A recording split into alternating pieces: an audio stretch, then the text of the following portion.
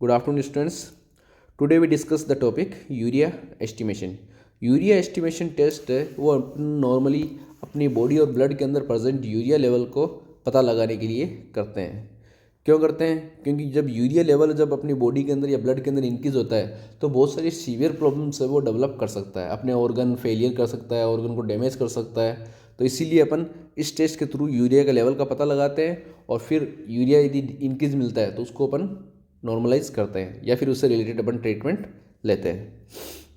So urea is a major end product of protein nitrogen metabolism. Urea है उन protein nitrogen metabolism का end product है. जब protein metabolise होता है तो वो इंटेस्टाइन के अंदर जाके अमोनिया के अंदर चेंज होता है और लीवर के अंदर जाके ये यूरिया के अंदर सिंथेसाइज हो जाता है और किडनी के थ्रू ये एक्सक्रीट हो जाता है. ये नॉर्मली अपने यूरिया साइकिल के अंदर पढ़ रखा है. Then it help in removal of ammonia. जब अमोनिया के लेवल को ये रिमूव करने के लिए भी हेल्प करता है. क्यों?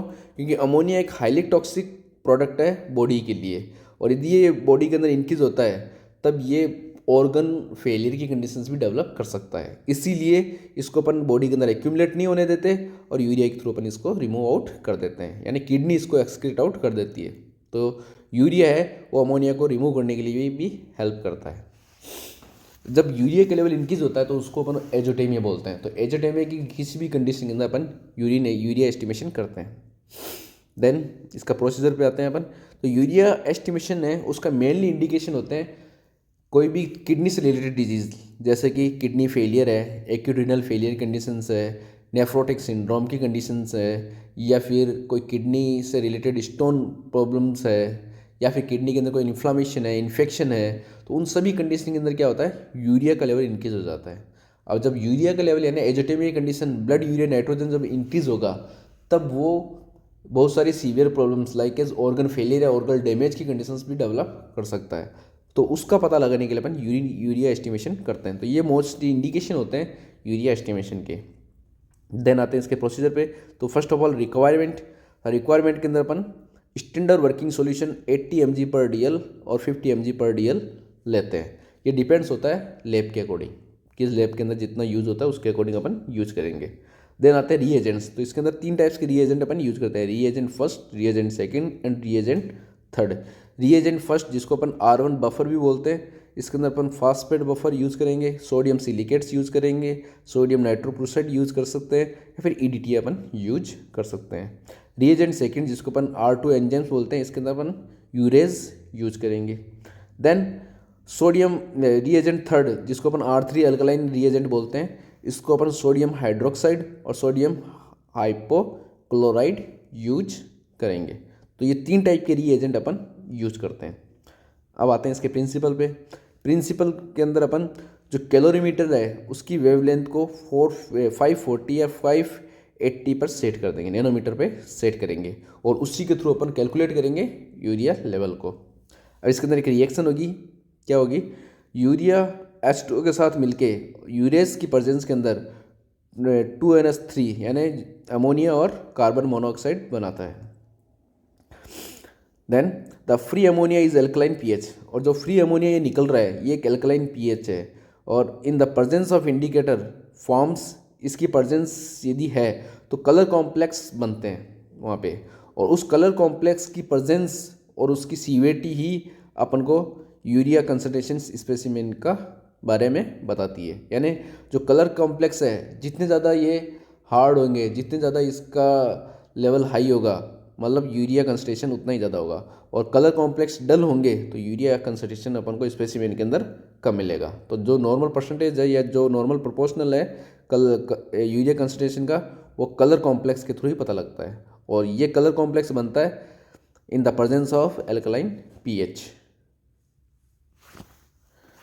देन आते हैं प्रोसीजर पे.